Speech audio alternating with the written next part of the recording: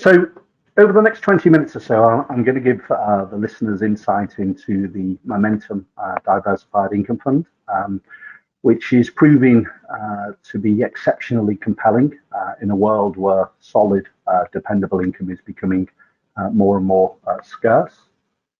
I'm conscious initially that many of the listeners may not know Momentum.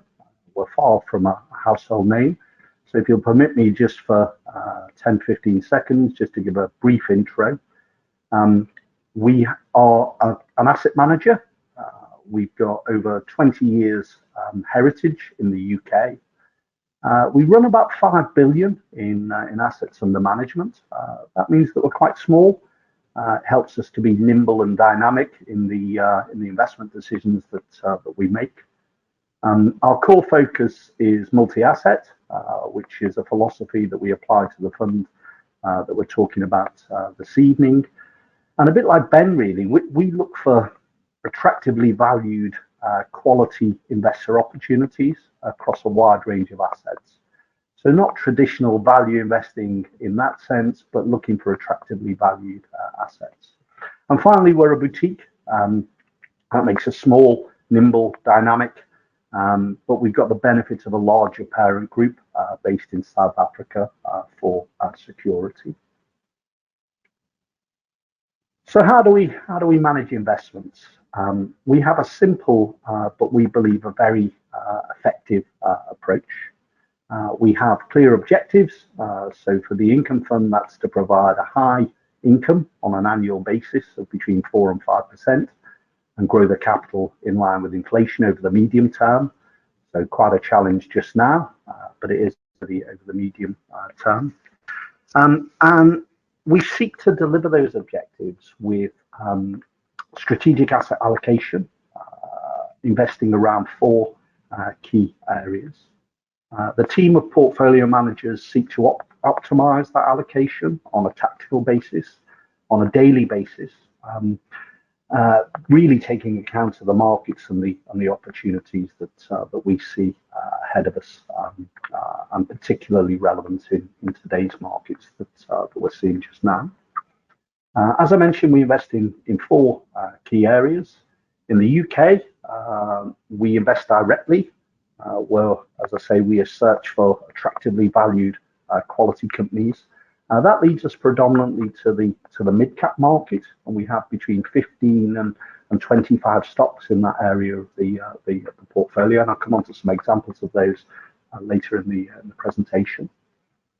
Overseas, we research and appoint boutique managers from across the globe. What we're looking for is companies that look and feel a bit like our approach in the UK, really, with a strong process and track records. Again, they're not household names, but they've got some outstanding results, and we bring those into the portfolio. And again, we'll look at some examples later. In fixed income and credit, again, we continue to apply that attractive valuation ethos. In recent years, that's led us away from gilts and safe end corporate bonds. And it's pointed us towards high yield and select emerging market debt, where we really feel that investors are being over rewarded for the additional risk that they're taking. Although, interestingly, in the last couple of weeks, the safer end of the bond market has become more attractive to us. As it's fallen so much, it's now starting to look attractive. So watch this space. And then the final area that we invest in is what we term as specialist assets, more commonly called alternatives. This is areas, it's about 30% of the portfolio. This is areas such as infrastructure, specialist property. We've got specialist financial in there, things such as music royalties, renewable energy, private equity, just to name but a few. And again, it's about 30% of the portfolio. And there's 24, 25 different holdings in there. So a wide, very wide spread of investments. We bring all those together to deliver for investors and hence the quality outcomes that we seek to deliver. I'll come back to income a little more specifically later in the presentation, but for now, let me just say that we've landed in a really strong place to deliver income over the last few years. And there's three key aspects to support this. The first and obvious one, we are multi-asset. That means that we can seek income from a wide range of assets and sources, and indeed we do. Being valuation driven in our asset allocation approach and our asset selection often leads us to higher income producing assets by default. So again, that's a benefit to deliver high income. And finally, the point that I made in my opening remarks, being small means that just simply by capacity, we can look at opportunities, smaller income opportunities in the hundreds of millions that just by capacity, many of our larger peers just simply cannot. So we think that we've got an edge in that income market. To give listeners some extra insight, let's look at some examples of holdings. So I mentioned in the UK, we invest in good quality but attractively priced mid caps, and we've got between 20 and 25 stocks in the portfolio. And you can see some examples on the slide here. And in the interest of time, I won't cover all of the examples, but I'll just reference two in Halfords and National Express. It may surprise you that, and it's certainly surprising the market, that Halfords continues to deliver profits ahead of its pre-pandemic levels, but the share price currently doesn't reflect that. And with National Express, they continue to expand their base. They're signing more travel contracts in the UK and broader regions than they have done in the last decade. And some of that good news, certainly for all the stocks that we hold, floats below the radar of the market for some time. And this is where we feel that we can purchase what we think are good quality businesses that haven't yet been recognised as such by the market. And when that recognition starts to come through, that's when we can make investors money. I mentioned about overseas equity, where we look for boutiques that do what we do, or very similar process in the UK. And a colleague once said to me that often the best equity managers aren't based around the corner, and you have to do research. Our boutiques overseas are far from household names, but with strong track records and exceptional experience, and investing in a similar vein, as I say, to what we do in the UK, looking for quality businesses, again, in their mid-cap markets at attractive prices. Marant Wright in Japan, Prusik in Asia, CIM also in Asia, but with more of an income bent. Lyrical, which again isn't a household name, but is a US value manager. Downing in Europe, and something that we do in the fixed income. We also appoint boutiques there, Absalon Capital, which is a little known fixed income boutique. And as I say, if you look at the results and the returns from these businesses, it can be quite surprising. And we do the research there, and we bring those examples and many more into the portfolio. I mentioned that we invest in alternatives and specialist assets in our portfolio, and we do that through using investment trusts, and we access, we believe, some highly rewarding opportunities. Some examples are on the slide here, such as in infrastructure, international public partnerships. Some of the listeners may know that they build toll roads and are involved in a number of large-based infrastructure projects. Renewables, again, some examples we've got: Greencoat UK Wind, responsible for running some 30% of the UK wind farms. Gore Street Energy Storage, which build battery sites, again, to help harness and reduce the volatility of renewable energy. And that feels like a pretty key investment as we move towards this carbon net zero in 2050. We also invest in digital infrastructure, in Cordiant and Digital 9, as we become hungry for data. Certainly during and post-pandemic, we're all using Zoom, Teams, webinars like this evening, and just our data need has just expanded dramatically, and we see good investment opportunities in that part of the market, both in 5G capability and fiber optic networks, etc.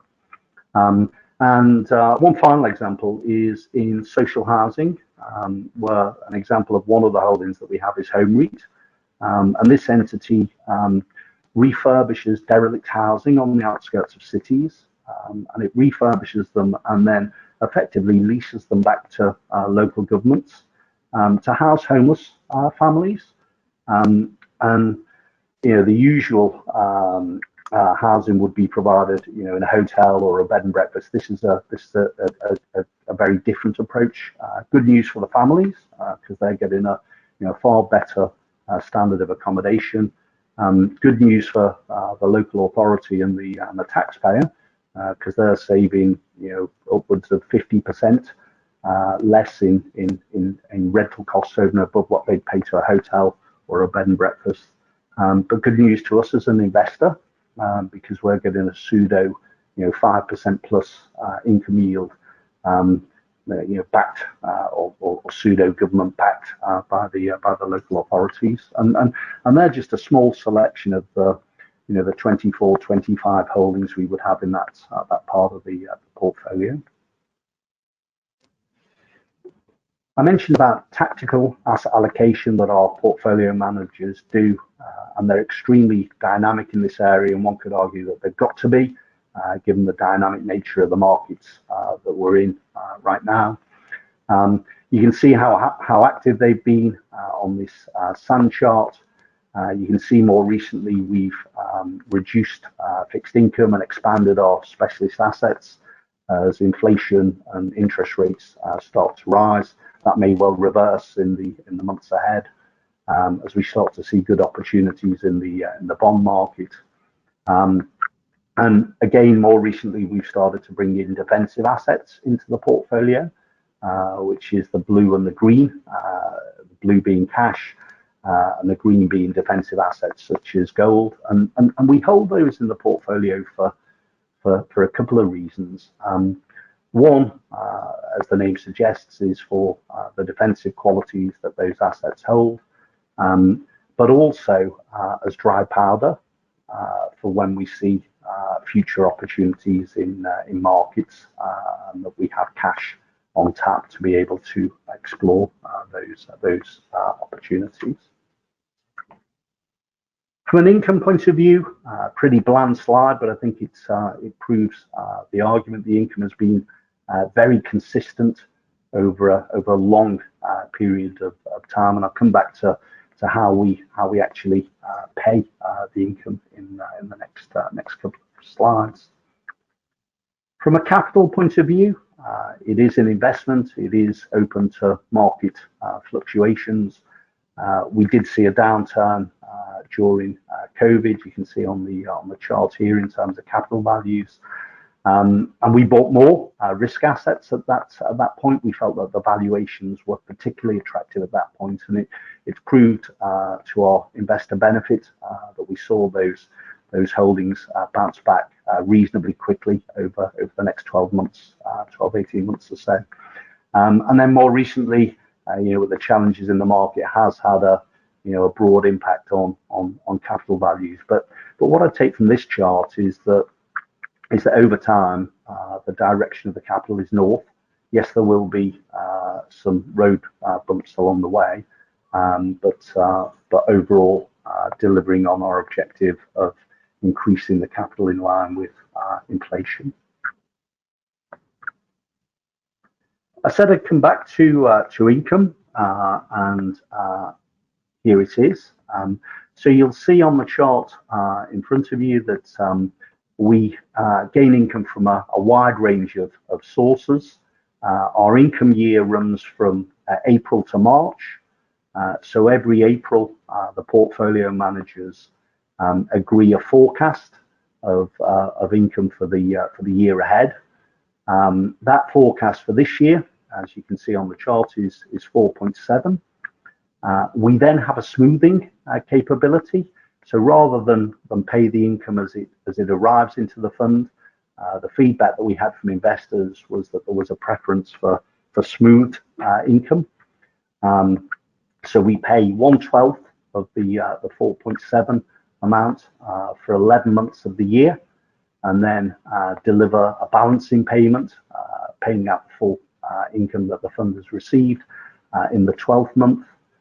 We've been operating that process for the last 6 years, and I think it's testament to our forecast being both capable and reasonably conservative, that each year of the last 6 years, the balancing payment has been more than the monthly regular payment. And you can see how the income's made up. In the UK, from the holdings that we have an average yield of 3.4, overseas 4.1. From the credit markets, given that we're pointing towards that high yield, short duration and emerging market, we get an average yield of 5.2, and from specialist assets 6. And bringing those assets together creates the income forecast. And where we're heading to just now is just at forecast. So there's a high level of confidence within the team that we'll be able to deliver this year what we've done in previous years. So no major concerns on the income levels at this point. So in summary and in closing, we've got a long track record of delivering a high income from this solution. We are a boutique that enables us to be different, and we use this to our investors' advantage. And we have been, we are, and we will continue to be a truly multi-asset approach, garnering income from a wide range of sources. I'll just, as I'm required, as Ben was, to show you the discrete 5-year performance.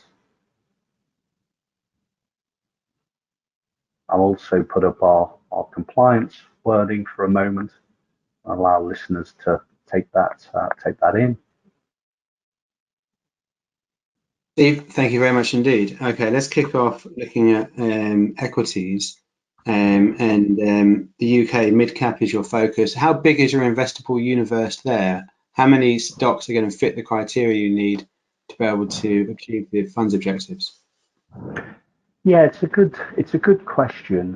When we apply our filters that we're looking for, good quality opportunities at attractive prices. I mean, that investable universe has expanded in recent markets, but it tends to be a universe of around between 70 and 100 stocks. And we believe we take the best sort of 20, 25 of those and put those in the portfolio. And the average tenure of the stocks that we hold in the portfolio, being from when we invest to when we sell, is around 4 years. So we're not trading, we're not buying and selling, manically on a daily basis, and the names changing. It tends to, we tend to select well and hold those stocks throughout that journey, trimming and adding as we go, depending on market weakness or market strength. And why would you sell? What are the main reasons for you to exit a position? Well, I guess 2 main reasons really. One, when we invest in a stock, we have an ideal price. That when that stock reaches that price, we think that it's attained, the value that we'd expect, and we could sell out at that point. We don't always do that. There may be particular reasons for us to continue holding that stock. So that would be one, obvious reason. I guess the second reason is we stay very, very close to the holdings that we have. We have a portfolio manager and an analyst just focused on the UK market, those 20, 25 holdings that we have. And any red flags that we see along that journey, we'll ask ourselves, is now the time to sell? We don't often see that. I can only think of, a small number of examples over the last decade when we've had to do that. but we do stay very close. And as I say, any red flags, if we think things are turning to a negative, we will fully sell out of positions, but that's very few and far between in examples. And question about, excuse me, the cash position. It looked like on your chart that you had very little or no cash as cash left. The defensive, is that effectively the proxy for cash? It is. We hold, so the fund has about 4% in cash as it stands today. So the chart might have been slightly misleading, but it has about 4% in cash, about a similar amount in defensive assets, and we'll use both of those elements. One as defensive assets, as the name suggests, but also both as dry powder. And right now, the fund is neutrally positioned. So we have been risk off at the end of last year. So we were risk on throughout 21. We took risk off at the end of 21. We just felt markets were getting a little overheated, and we've made some really tremendous returns for investors. Hindsight's a wonderful thing. That's proven to be a really sensible decision. We moved about 15% of the asset base into defensive assets and cash at that point. And slowly, during the market decline, we've been buying opportunistically into markets in the UK and in Europe predominantly. And now we sit at the cash and defensive assets positions we're at today, but more neutrally positioned. For the defensive, just a question I had. You use investment trusts for specialist assets. Do you use any of the defensive investment trusts for your defensive holdings, or do you manage those yourself? We manage those ourselves. We could. We don't at the moment, and certainly we haven't in the lifetime of the fund. But it remains a potential possibility to us. But right now we manage the defensive assets ourselves. Another one, I think it was on the last slide about the frequency of payment. Is it monthly paying? Is that right? It is, yeah. So that's a mechanism that we developed just on 6 years ago. What we used to do was pay quarterly, as and when the dividends and yields were received. But it was quite lumpy. You'd have one quarter when you get a large amount of income, and the following quarter a little.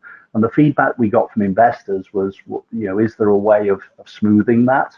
Is there a way of estimating the income, on a forward-looking basis, and then paying a smoothed amount each month?